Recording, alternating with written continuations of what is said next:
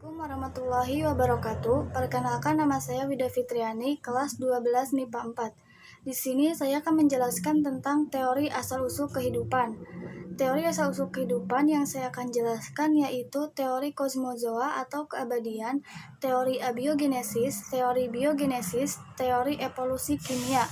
Yang ke-1, teori kosmozoa atau keabadian.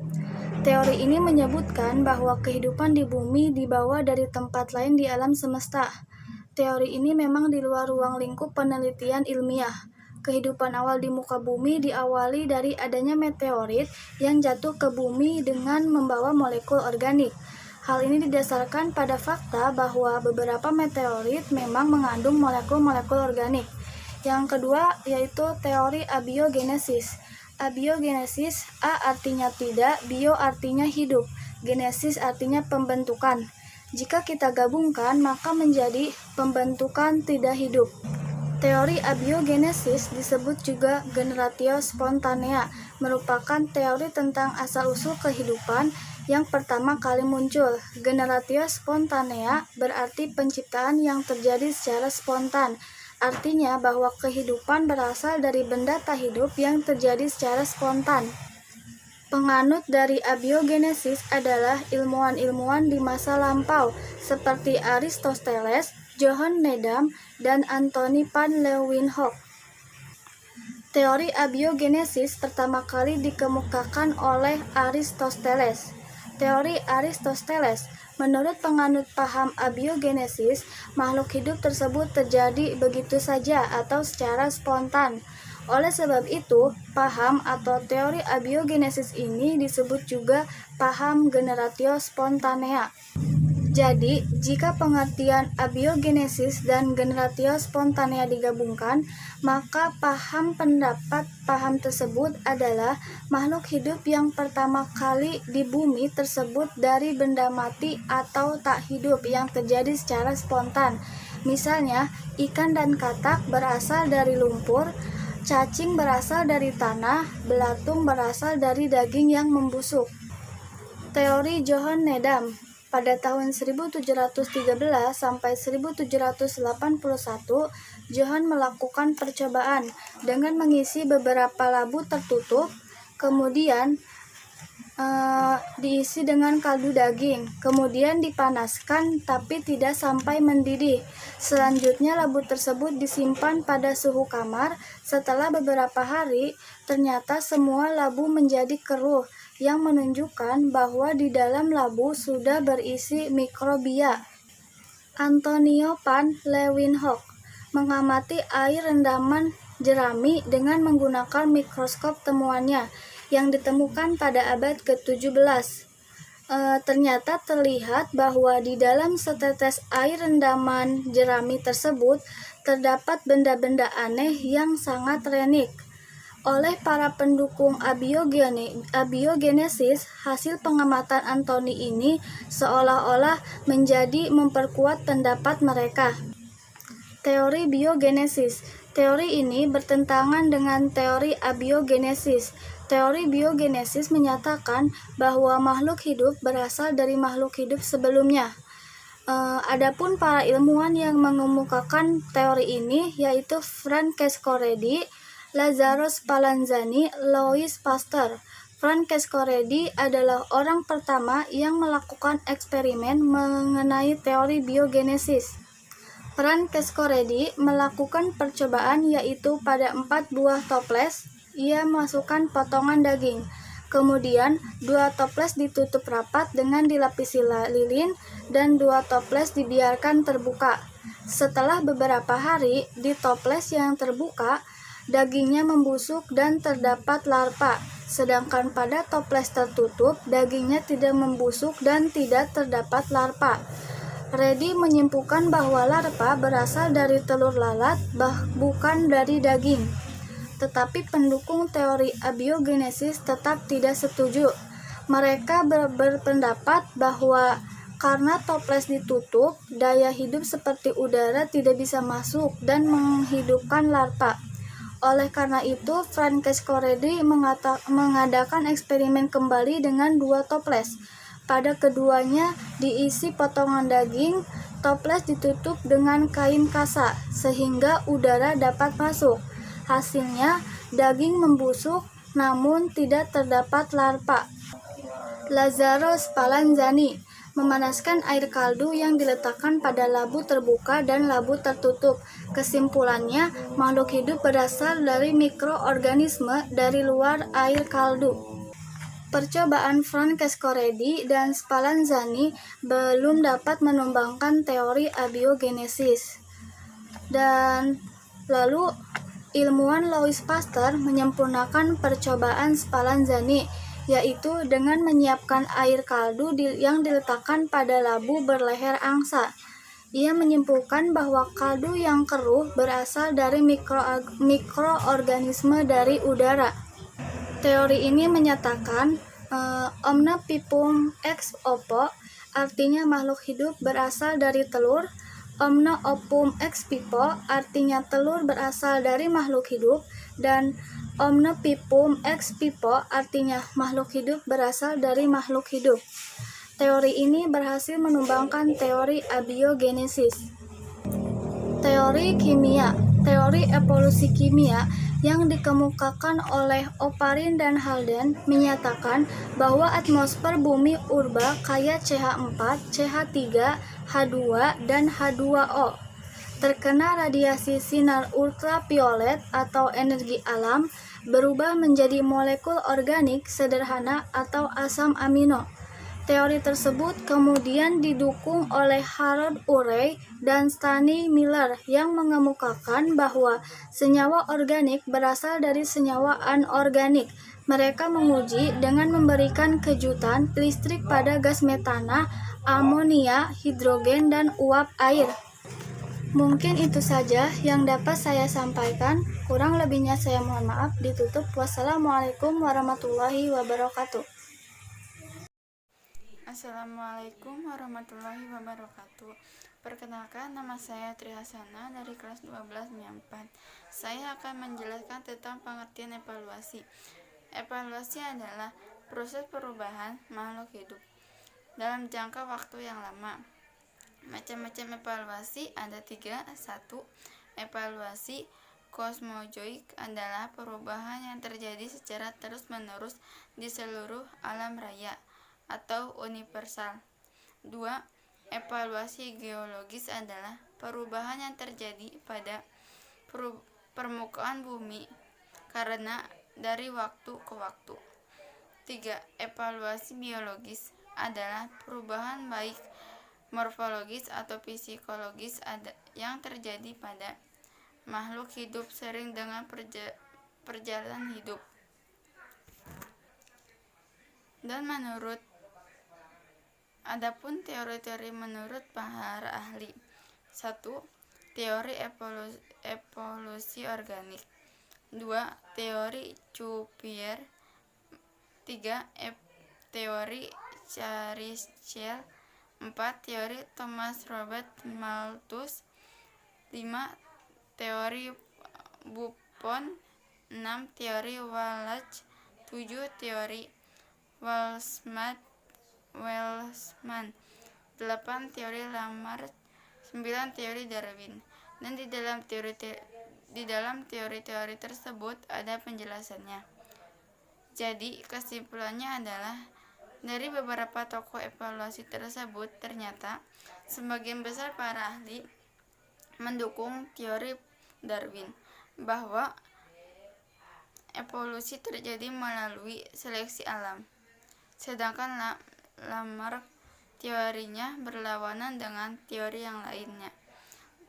Karena Lamarck berpendapat bahwa evolusi terjadi karena pengaruh lingkungan atau adaptasi. Wassalamualaikum warahmatullahi wabarakatuh. Assalamualaikum warahmatullahi wabarakatuh. Saya Zahra Nurayuningsi akan menjelaskan tentang faktor-faktor yang mempengaruhi evolusi. Faktor-faktor yang mempengaruhi evolusi ada 3. Yang pertama, perkawinan tak acak. Pada kenyataannya, tidak ada perkawinan yang benar-benar acak. Perkawinan umumnya dipengaruhi oleh pilihan. Contohnya, Merak betina lebih memilih merak jantan yang memiliki ekor besar dan indah. Begitupun manusia, mereka akan menikah dengan manusia lain yang karakternya sesuai dengan pilihannya.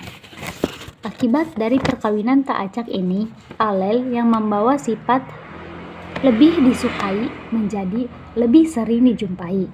Alel yang tidak disukai akan berkurang, bahkan hilang dalam populasi.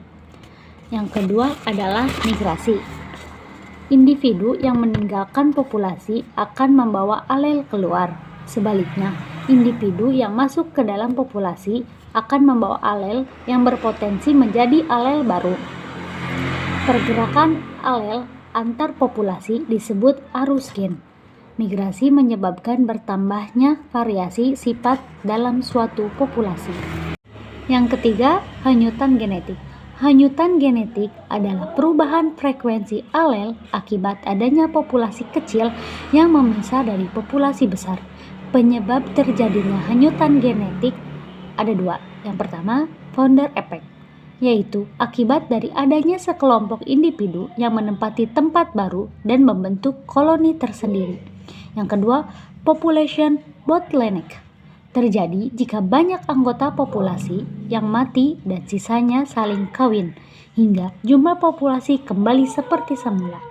Sekian, terima kasih. Bismillahirrahmanirrahim. Assalamualaikum warahmatullahi wabarakatuh.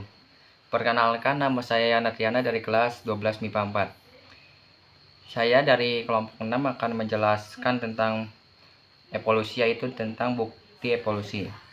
Bukti evolusi adalah petunjuk tentang adanya evolusi. Evolusi juga dapat dilihat dari dua segi, yaitu sebagai proses histori, cara bagaimana proses itu terjadi. Evolusi juga ada bagian-bagian bukti-bukti adanya evolusi. Yang pertama itu variasi antar individu dalam satu keturunan, peninggalan fosil di berbagai lapisan bantuan bumi, anatomi perbandingan, embriologi perbandingan, perbandingan fisiologi berbagai jenis organisme, petunjuk secara biokimia, adanya alat-alat tubuh yang tersisa, perbandingan genetik. Adanya variasi antar individu dalam satu keturunan, yaitu variasi adalah perbedaan antara individu dalam satu keturunan. Yang contohnya itu seperti serangga. Nah, di sini juga ada fosil. Kata fosil berasal dari bahasa Yunani. Fosil yang artinya menggali. Istilah fosil dapat diartikan sebagai sisa-sisa bintang dan tumbuhan yang telah membantu. Fosil yang ditemukan dapat diperkirakan umurnya melalui dua cara, yaitu cara tidak langsung dan cara langsung. Perkembangan fosil, yang contohnya itu fosil kuda. Nah, setiap ininya ada Equus 50 juta, Mesohippus 36 juta TH, Megaplus 25 juta TH, Polyopus 13 juta TH, dan Equus 2 juta tahun lalu. Di sini juga ada homolog. Homolog adalah organ-organ dari berbagai makhluk hidup yang mempunyai bentuk asal sama, kemudian strukturnya berubah sehingga fungsinya menjadi berbeda, disebut homolog. Peristiwanya dinamakan homolog. Contohnya tangan manusia homolog dengan kaki dengan kuda, kaki depan anjing dengan sayap burung, dan kaki depan buaya dengan sirip dan dada ikan paus. Nah, di sini juga ada analog. Analog yaitu lawan dari homolog. Adalah analog yaitu dua organ tubuh yang berfungsinya sama, tetapi mempunyai asal-usul yang berbeda. Contohnya sayap serangga analog dengan sayap burung, camar, atau antara sayap kupu-kupu dengan sayap kelelawar. Di sini juga ada embriologi perbandingan. Embriologi perbandingan mempelajari perkembangan hewan-hewan multiseluler sejak dari zigot hingga terbentuk individu baru yang sempurna. Urutan kejadian dan kesempurnaan makhluk hidup dapat diamati pada perkembangan secara evolusi. Nah, dan di sini ada perbandingan biokimia. Perbandingan biokimia yaitu dari segi biokimia beberapa makhluk hidup mempunyai kenyamanan beberapa organ tubuh yang tidak berfungsi. Organ tersebut akan terus sehingga pada suatu generasi mendatang akan menghilang. Mungkin itu saja yang saya dapat jelaskan. Mohon bila ada kesalahan kata, Mohon maaf, ditutup. Billahi taufiq wal hidayah. Wassalamualaikum warahmatullahi wabarakatuh. Bismillahirrahmanirrahim. Assalamualaikum warahmatullahi wabarakatuh. Perkenalkan, nama saya Ujang dari kelas 12 MIA 4.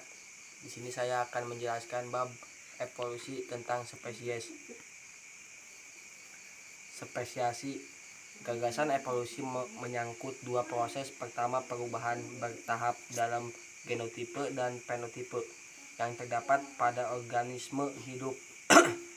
Perubahan tersebut bersifat adaptif, yaitu bahwa organismenya sangat efisien dalam memanfaatkan lingkungan.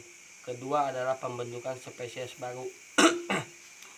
Semakin beraneka ragamannya jenis makhluk hidup dan semakin besar jumlah populasi dalam suatu tempat, tidak lepas dari adanya proses spesiasi atau pembentukan spesies baru. Syarat-syarat terjadinya spesiasi dalam suatu populasi yaitu adanya perubahan lingkungan tempat hidup populasi tersebut. 2. Adanya keanekaragamaan dalam populasi tersebut. 1.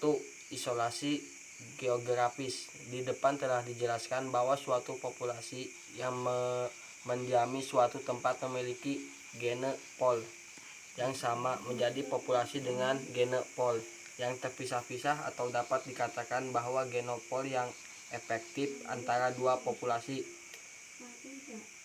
Populasi tertentu dapat hilang dari populasi tersebut apabila suatu populasi yang awalnya sama bersama dipisahkan oleh sebab-sebab geografis dapat menyebabkan terjadinya penyebaran spesies sehingga tidak memungkinkan adanya pertukaran gen. 2. Isolasi reproduksi. Mekanisme yang mencegah terjadinya perkawinan sehingga tidak terjadi fertilisasi yang meliputi: A. Isolasi ekogeografi. Hambatan fisik dapat menjadi penghalang untuk bertemunya antara dua populasi sehingga mereka akan